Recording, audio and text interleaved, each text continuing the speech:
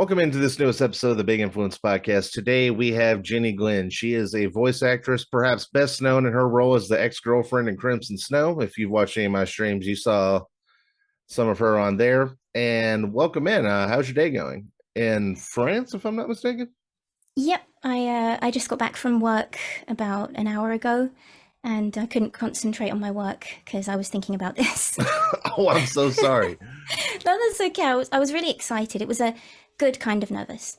Okay, you don't have to say what you do, but I hope it's nothing important. I hope like there's no patient going without their medicine because Jenny was nervous. Like I don't know what you do for a living, but Oh, I'm an accountant. I'm an assistant accountant. oh yeah, you told me that in the little nightmare stream I did, the one I I did did. that I I was did do that. sleepwalking through and kind of forgot that I even did for a while.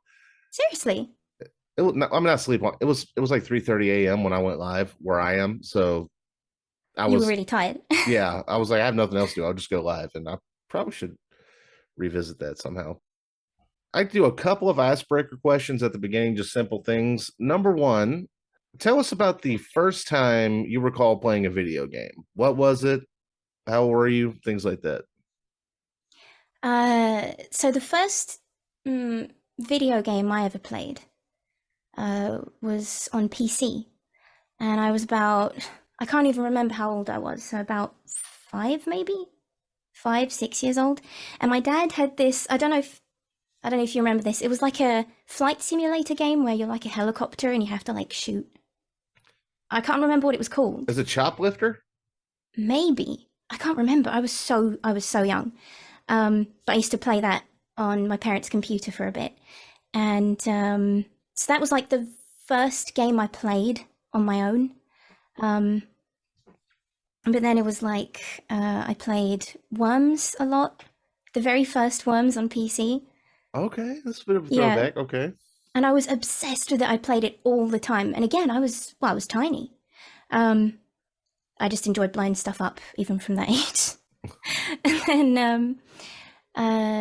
then I moved on to PlayStation One games. So, but the first memory of a game was Oh, that okay. helicopter game that I can't remember the name of. Okay, so the next thing, if you had to eat one thing or one meal every day for the rest of your life, what would it be?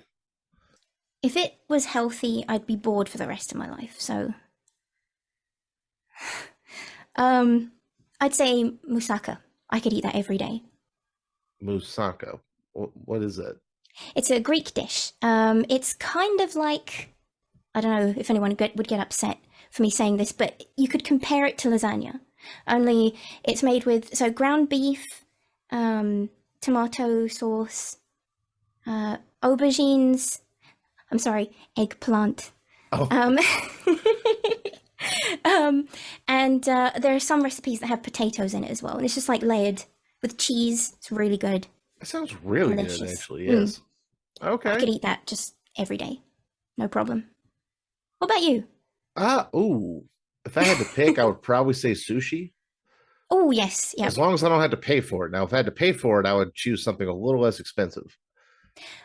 Well, it's quite easy to make. I See, make but it. when I make it, it's not the same. Like I and That's true. because every recipe for the rice I'm given involves some sort of sugar. Even if it's a tiny pinch, Yeah. it's still sweeter than what I get at the store. Even but when I go sugar free, I taste nothing but vinegar. So Hmm. it's not bad. And also the rice doesn't keep that well. No. You know what I No, mean? you have to do it. It takes a long time as well. It's not as convenient, but yeah. If you get the Yeah. right recipe, it can be almost as good. I may have to give that a shot. For how I first became aware of you was back in December was when I played Crimson Snow. But tell us about how you got your start in voice acting, like your first role. I think my first ever voice acting role. No, I remember. It was, this is interesting because I listened to your podcast with Olivia, and I was really surprised to hear that she also started out with Sims. Machinima? I don't know how you say it. Machinima, yeah. Machinima. um, and yeah, I did the same thing. That's how I started out. Really? Yeah, I did. I can't remember where I found the casting call. I think it was on YouTube. Someone made like a YouTube video listing the characters that they wanted voice actors for. and it was really good. I thought it was going to go somewhere. There was like a whole series, but it kind of ended, and the director went on to do other things. But I played, I played this like immortal character who seems really sweet and shy, but she's actually a psychopath. So It's not that an was my first. autobiography, is it? Well, I got to admit, I did get very into the role, and they were even saying that I like looked like her and stuff at the time because I had long hair and yeah. But so I did that, and then there was another role I did, which I played the alter ego of a mentally unstable character, and I was like the voice in her head, telling Oh, her okay. negative thoughts, and so and that was a Sims 3 uh, like video. The other one was a Sims 2 one, and that's how I started out. Those were my first roles in voice acting. Okay, would I be able to find those videos? Because I asked Jenny and she's like, I have no idea. I couldn't even tell you where to look.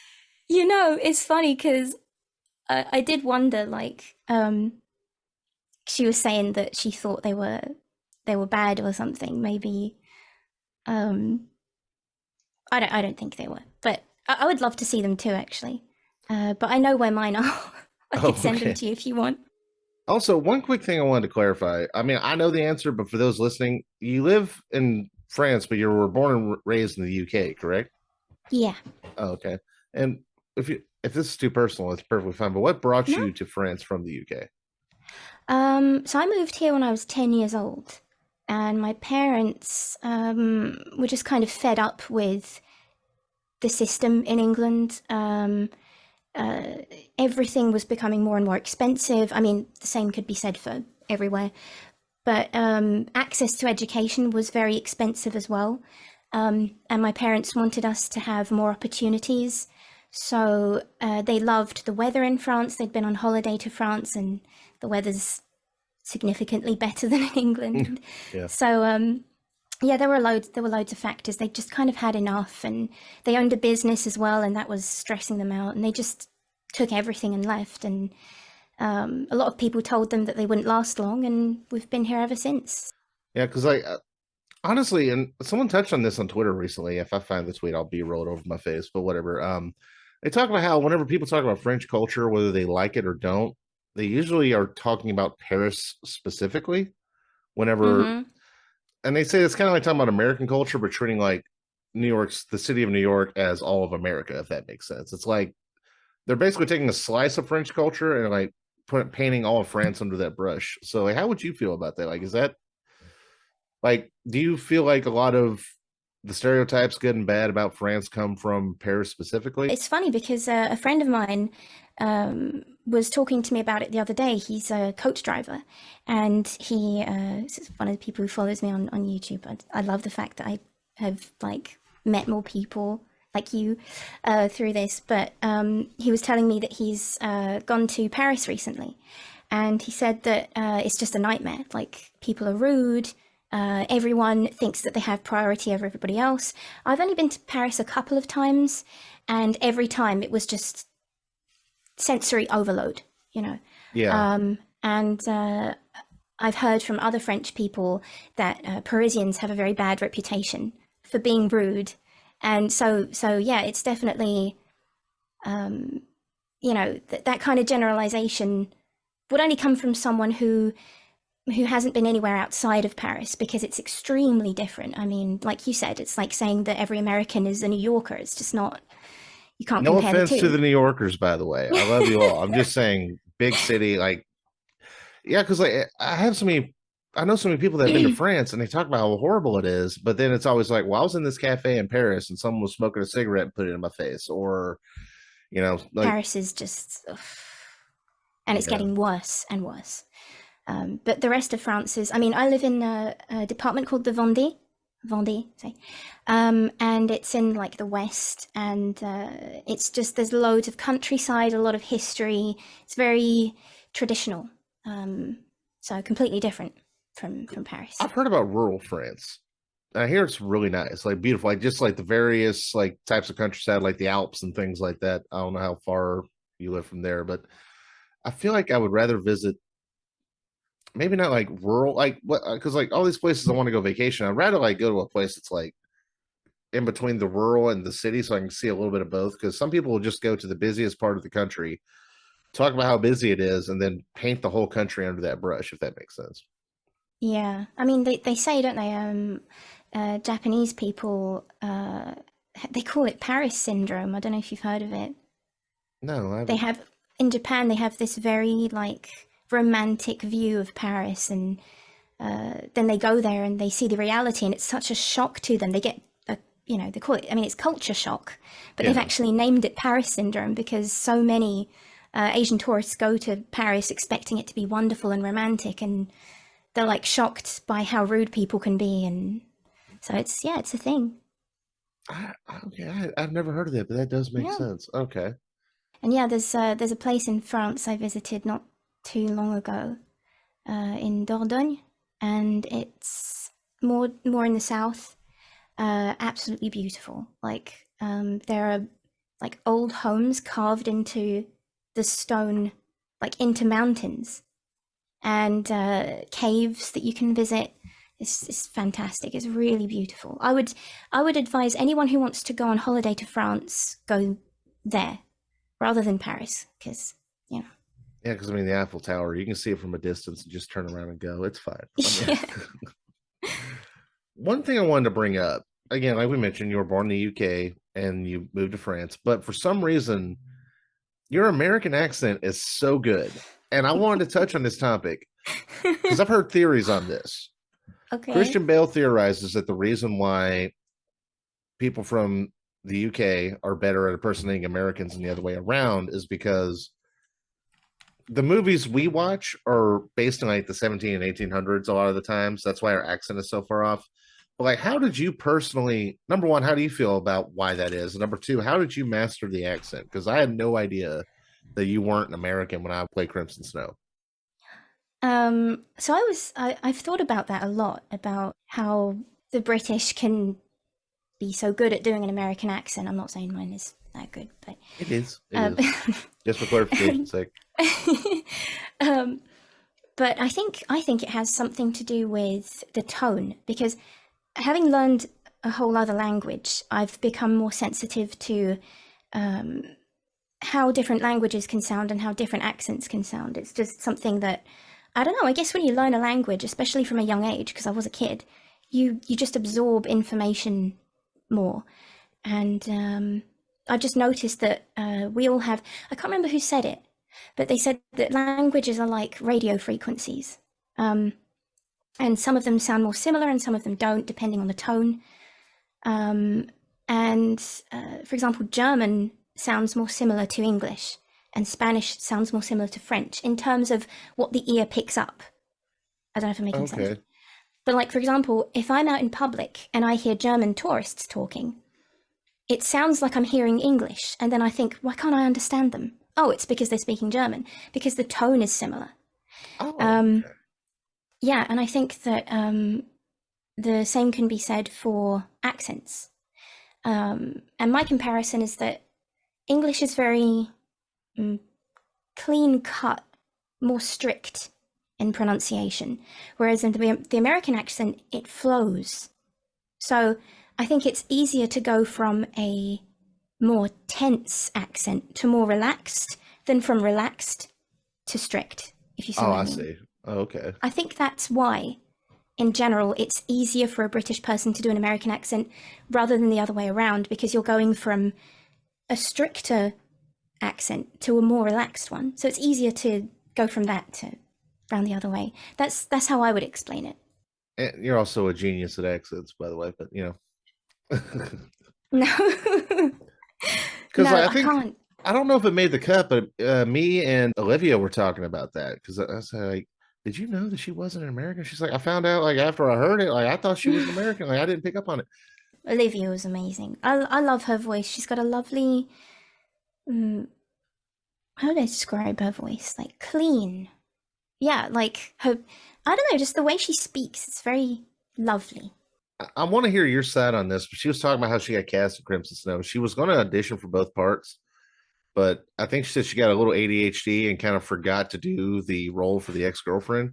And I Mm. told her, I said, for your voice, you have more of like a current just come home girlfriend kind of a vibe. You know what I mean? So I feel like in her case it was perfect casting. And like, no offense to her or anyone else, but whoever else wanted the role of the ex girlfriend, they didn't stand a chance against you. I think she would have been amazing. Oh, I would have loved to have like heard her as the witch because we don't know her name. She's the witch. Um, Oh, I've been but calling her the ex girlfriend. You know what? Now I think about it, I never watched the actual credits. well, it's not really clear anyway because even in the script it says that they call her the witch just for convenience, but her name isn't her name is unknown. So ex girlfriend, witch, whatever. Okay. I'll have to remember that. From your perspective, tell us about the process of getting the role in Crimson Snow. So I was having one of those days where I thought, you know what, I've got to audition for some things because I don't audition enough. I'm so obsessed with my own content and creating my own videos that I don't take the time to look for more roles. So I was having a day where I thought, you know what, I'm just going to audition for loads of different things. And I went on a casting call club and I saw this casting call for an indie horror game. So immediately that piqued my interest because I've always wanted to do that. And then it said that they were looking for these two characters, so I auditioned for both as well. I was just really excited about the idea of, especially of being the antagonist in a Yes. game. And yeah, then they called me, they contacted me and said that they liked my voice and wanted me to be in the game. So that's how it happened. I just did a couple of takes of, I don't know if it's still up on there. I can't remember what I said.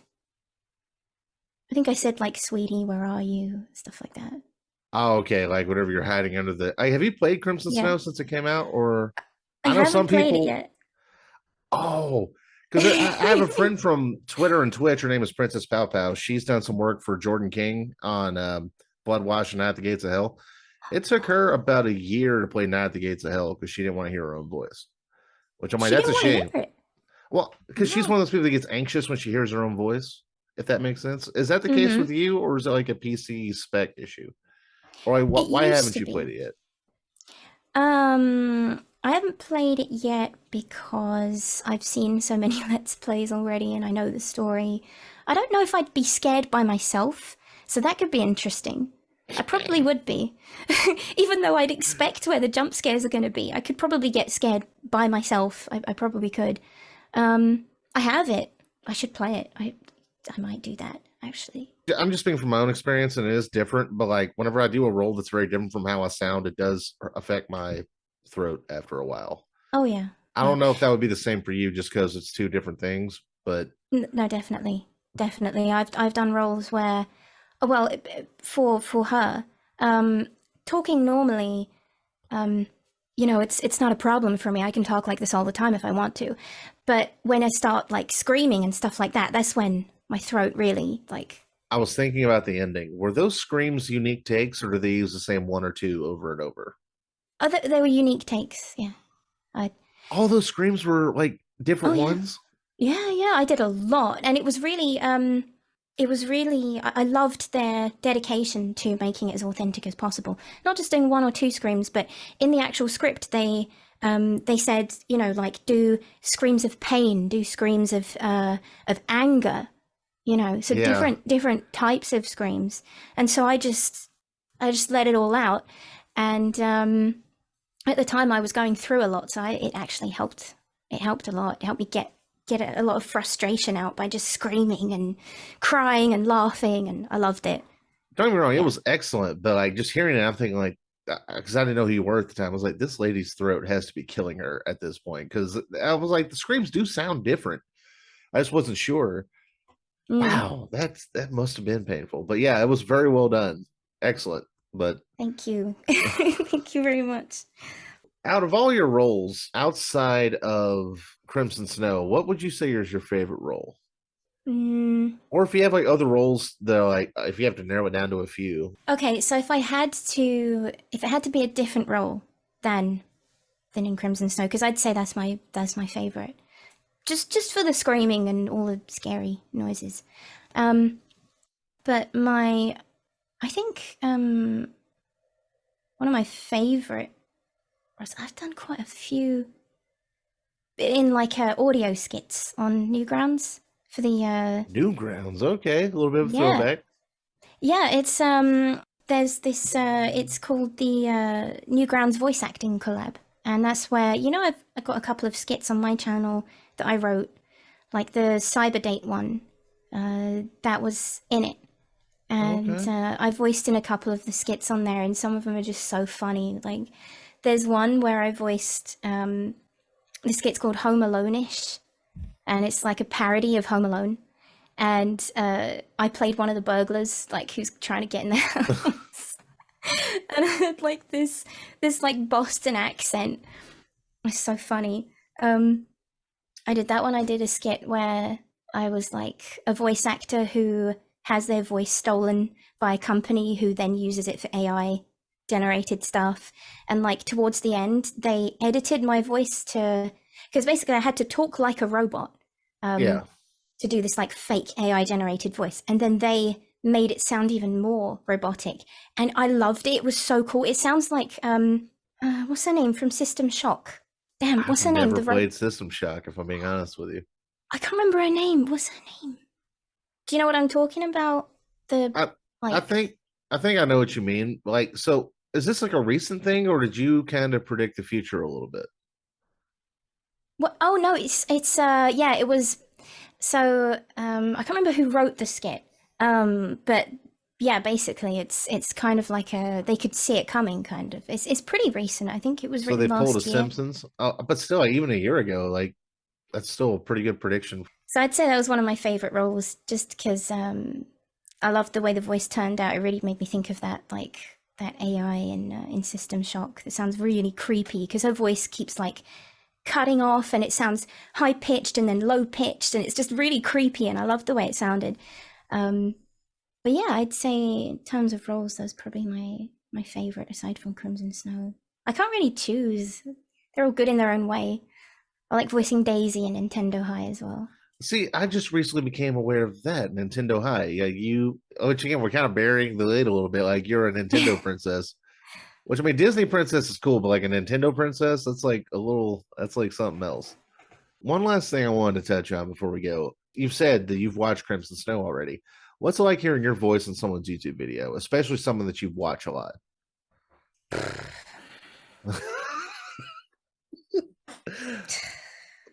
The I YouTube can't. subtitles are like, how do we make into a word? No, I can't. I don't have words for it. I'm still, my brain's still processing it, and I don't think it ever will. I don't know. I don't know how to describe it. These YouTubers that I've watched for years and years and years, to have them play a game, and my voice is in it, and my voice is the one scaring them.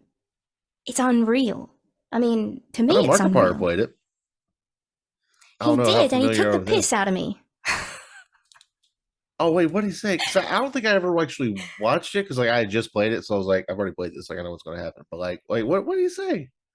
Well, okay, so Manly Badass Hero, when he got to the part, the part where she's crouched on the floor crying and you have to tiptoe around the broken ornaments on the floor. Yes, I messed that part up immediately. I went straight for the door. But go ahead, yeah. Well, I think this is just me, but I think I did a pretty good, uh, impression of someone who's like really, really sad. Yes, I got absolutely. myself into a real state when I recorded it. I was like sweating a little bit, shaking. I like really like, um, and so it's so Manly Badass Hero, when he goes past that, he's like, "Oh man, I'm telling you, I can fix her." And Oh god. yeah, so he says that, and then Markiplier's just like, "Oh, you big baby, oh boo." And it was so weird. Like, it was funny, but it was so weird hearing myself like just hysterically cry and have a mental breakdown while Markiplier makes fun of me was a surreal experience. Let me tell you, it was very weird, very very weird. But that's what happened. If you look at the Let's Play, you'll see. And some people in the comments were like, "Don't make fun of her. Like that's mean." And he said, "What do you mean it's mean? She's a demon. She's evil." Okay, so getting mocked because, like, I know Olivia was hit on by Markiplier or flirted with, Yeah. and you were mocked as you were crying your eyes out. So, Yup. It was funny though, because like when I first watched the Let's Play, like the first time he hears me, he was like, "Don't moan in my ear," and that was just I just burst out laughing. It was so funny. Because like I guess my voice does sound kind of. Some people have said like kind of seductive, I guess, for that role, which I don't I don't know know if that if was intentional or not, but I don't know if you saw my Let's Play, but I did have a bit of a crush on the witch. So I was like, is there like an option that would just let me just go back with her? I mean, no offense, Joyce, but I'm gonna leave you on red for a minute. But so that's all for today's episode. Now, before we go, your links are listed below you right now. But for those listening, where can we find you and connect with you, Jenny? you can go onto my website at jennyglynn-va.com. All right, and all the relevant information will be found there.